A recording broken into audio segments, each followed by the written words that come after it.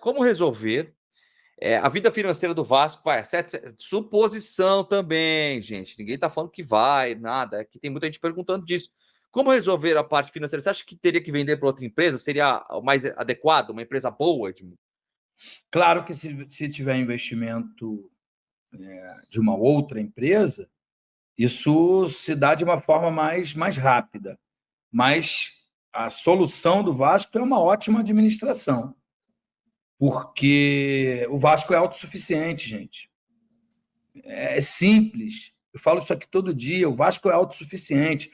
O que não permite o Vasco fazer grandes contratações e tudo, são os bloqueios em função da dívida. Então, você tem que ter um equilíbrio entre fazer um time competitivo e ir pagando as dívidas para que não haja os bloqueios na conta. É simples. Então, isso passa por uma equipe administrativa competente, né? O problema hoje não é esse. O problema hoje não é esse. O problema hoje não é grana, né? Tá aí, ó, Betfair vai entrar, vai pagar uma fortuna. Os direitos televisivos são altíssimos, as rendas do Vasco são gigantescas, as vendas de jogadores, título do Campeonato Brasileiro dá não é o caso agora, mas o título dá uma receita alta, o título da Copa do Brasil, outra receita alta. Se você estiver na Libertadores ganhando esses títulos, você na Libertadores também tem uma outra receita alta, tanto que todos os dias Flamengo e Palmeiras anunciam aí os seus faturamentos, passam de 1 bilhão. E o Flamengo gasta, sei lá, não sei, eu não sei exatamente. Vamos fazer uma conta aqui rápida. Gasta 30 milhões de reais por mês de folha salarial. Isso vezes 12, quanto que dá? 360 milhões. Não está nem perto do 1 bilhão e 200 que o Flamengo vai arrecadar nessa temporada. Por isso que o Flamengo sobra e contrata o Léo Ortiz para ser banco, sabe? Mostrando que não tinha nenhuma necessidade de contratar esse zagueiro. Embora também o Vasco contratou o João Vitor e ele é banco também. Então, e o Flamengo também não está ganhando de ninguém com o Tite. E é o futebol, meu irmão, faz parte, está tudo certo. Só que é administração, né, que ali atrás teve no Flamengo e está sendo mantida, né? E que precisa ter urgentemente no Vasco. Urgentemente. E agora, por exemplo, Edmundo, essa é pergunta minha mesmo, e que eu vi algumas pessoas comentando, no grupo de membros até, né? O pessoal tem o medo do seguinte: vai sair, por exemplo, todo mundo concorda, a maioria pelo menos concorda que o trabalho não está sendo bem feito, etc. Contratações, mesmo com suposto dinheiro, né?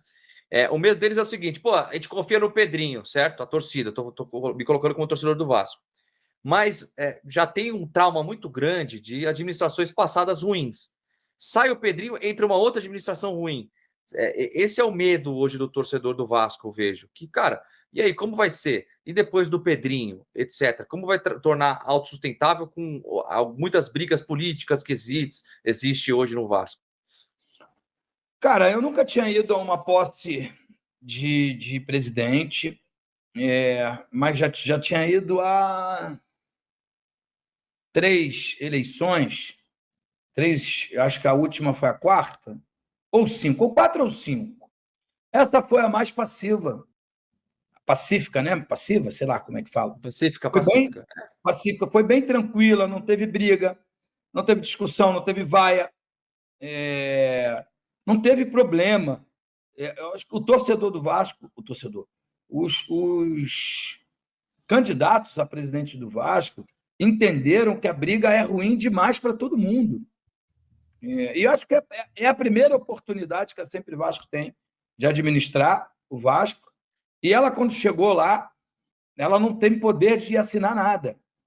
Mas já está tendo um trabalho. Por exemplo, o futsal do Vasco profissional não disputava campeonato brasileiro. Vai disputar esse ano.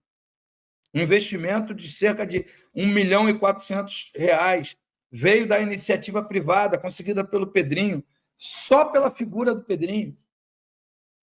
Entende, cara? Tem muita coisa acontecendo. Sim.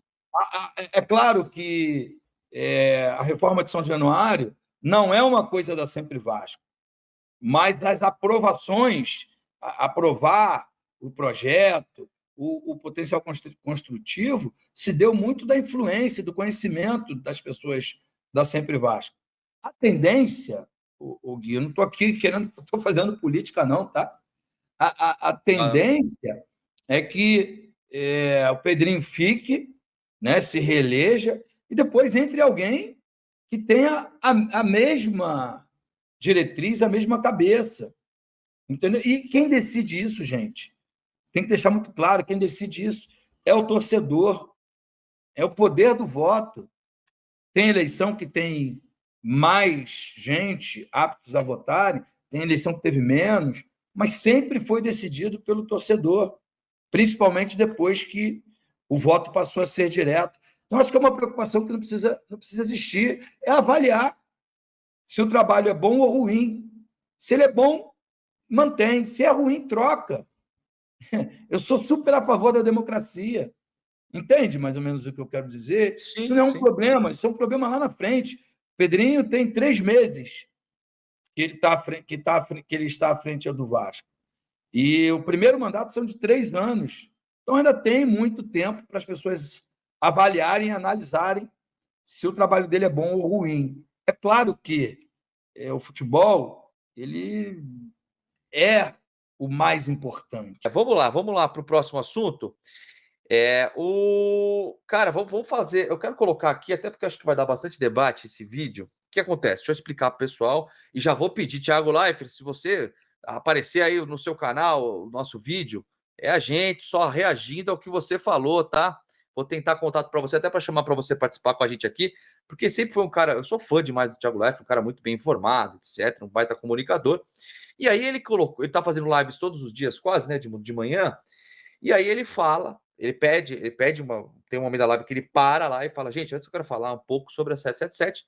E aí, cara, eu achei muito esclarecedor, e acho que é o que a gente mais recebe aqui, né, Edmundo? A gente recebe bastante gente que gosta e gente que é contra isso, fala, pô, não, vocês estão falando isso por causa de política, porque vocês são vascaínos, por conta disso.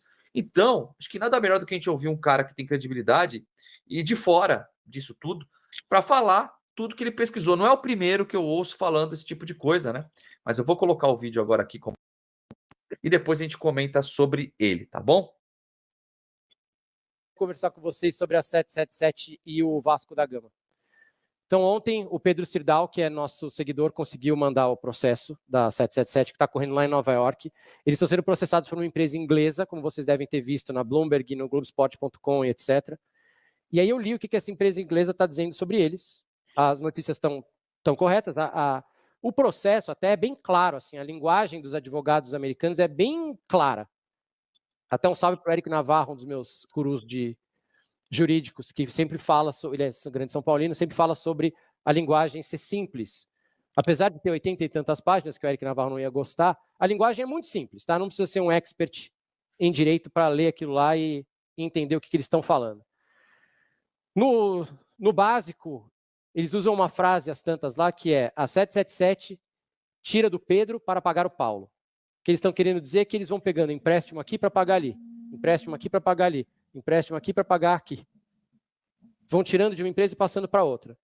Eles perderam o controle, praticamente, a 777, segundo o próprio Josh Wander, que topou ser gravado quando foi questionado por essa empresa que emprestou dinheiro para a 777. Quem manda mesmo hoje na 777, segundo o próprio Josh Wander, é uma tal de ACAP, que é uma empresa de seguros, que faz seguros por aí e emprestou muito dinheiro para a 777 e hoje é a dona da carteira, a dona da grana. O próprio Josh assumiu isso. E aí nós temos, então, a primeira brecha para tirar o Vasco da 777. Eu nunca gostei da 777. Vocês lembram que logo que apareceu a primeira notícia, eu ainda estava na primeira formação do 3 na área, junto com o Rick e com o Clear. Eu entrei no site deles e falei, moçada, os caras investem em companhia aérea, eles têm aquele negócio de liability, que é, por exemplo, você é atropelado. E aí você vai ganhar uma indenização em 3 anos. Só que você precisa do dinheiro agora. Eles te dão o dinheiro e depois eles pegam esse dinheiro que você ia receber. Entendeu? Eles te pagam antes e depois pegam esse dinheiro que você ia receber pagam, lógico, menos, né, do que você receber, e eles vão ganhando dinheiro em cima disso. Eles te dão essa grana na hora para você ir embora e você passa o processo para eles e eles ficam recebendo o dinheiro do processo. Além disso, investem em futebol. Eu falava, eu não consigo conceber uma empresa que faz esse tipo de negócio, investe em companhia aérea e futebol. Para mim, não dá. Os caras têm que ser muito talentosos, porque futebol é uma coisa muito específica. A companhia aérea, então, meu Deus. Tem uma frase famosa do cara da Virgin, que ele dizia, você quer ser multimilionário? Tem um jeito. Invista em companhia aérea, sendo um bilionário. Você vai perder tanto dinheiro que de bilionário você passa a ser multimilionário. Ele falou, você quer ser multimilionário? Seja um bilionário que investe em companhia aérea. Eu não consegui entender, então, a 777. E agora a gente está vendo que realmente há problemas no mundo inteiro. Eles estão com um problema gravíssimo na Bélgica. Eles não têm dinheiro para pagar o salário dos jogadores do Standard Liège. Os caras vão entrar na justiça, vão tomar outro transfer ban. Tem problema no Genoa e vai ter problema no Vasco, já já. O Vasco pode, então, escapar se essa ACAP aí realmente for a controladora da 777. Porque pela lei da SAF, eles não podem passar o Vasco de presente para outra pessoa. Não existe isso. E aí teria que romper o contrato. O Vasco ontem notificou a 777 perguntando, lemos o processo, vimos aqui que vocês estão dizendo que a 777 perdeu o controle dos seus ativos e quem manda mesmo é essa tal dessa ACAP. Isso é verdade? O que está acontecendo? Porque se for, a gente vai ter que pedir para seguir, né? Para ver o que está acontecendo. Está no Globoesporte.com isso aí também. Isso é um copo metade cheio para o torcedor do Vasco. E a outra coisa, eu conversei com pessoas lá de dentro do Vasco, eu perguntei sobre o dano à imagem do Vasco, que a 777 está causando. E é uma carta que o Vasco tem na manga também, de poder ali na frente falar, olha, a gente está tendo um dano operacional, porque a 777 não está cumprindo o que prometeu. A gente está tendo um dano de imagem, porque a 777 está sendo processada em todos os lugares. A gente já conversou em outras lives sobre esse tipo de contrato, que é você tem que, quando você faz um contrato com uma marca, você tem que se comportar de uma certa forma a não prejudicar a marca dessa empresa, e essa empresa se comportar de uma certa forma que não prejudique também a sua, certo? Isso é uma carta que o Vasco tem na manga para poder escapar da parceria com a 777, da SAF da 777. Eu acho que o copo está metade cheio, e eu acho que o Vasco tem uma excelente oportunidade de pular fora. E minha opinião, lendo aquele processo, é que a 777 não escapará deste processo e a 777 vai quebrar. Essa é a minha opinião, olhando aquilo que está escrito ali. O tom do processo é aquele típico de você ver que a empresa que está devendo dinheiro para você está com problema e você entra com um processo antes que outros entrem para você ficar na frente da fila, entendeu? Quem está no topo da fila recebe o dinheiro antes. E eu acho que essa Leadenhall, que eles chamam lá, eles estão tentando entrar com o processo da 777 lá em Nova York para receber o dinheiro antes, porque eles acham que esse navio está fazendo água e vai afundar. Eu estou tomando muito cuidado, para também eu não ser processado, né, com as coisas que eu estou falando aqui. Mas dificilmente a 777 escapará viva do que está acontecendo lá em Nova York. Então é isso aí, torcedor vascaíno. Essa situação da 777, né, sendo processada aí, acusada, né, de fraudes, de dar calote, só deixa o torcedor do Vasco mais aflito e preocupado, né, com a situação do nosso querido Vasco da Gama.